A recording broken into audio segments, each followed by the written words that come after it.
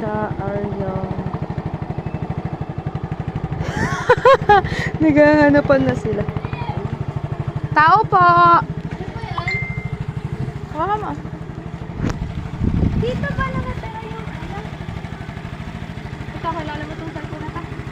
Ay, dito. Ah, ikaw. Sino may-ari nito? Mama ko. Mama mo? Sige. Ibabalik ko na ha. Sige. Thank you po. Kasi nakita namin yan doon na sa may tapat ng kaninang umaga nakatao. Buti nga ang dami kasi nasa unahan namin. Tapos may nasa likod din yung tricycle.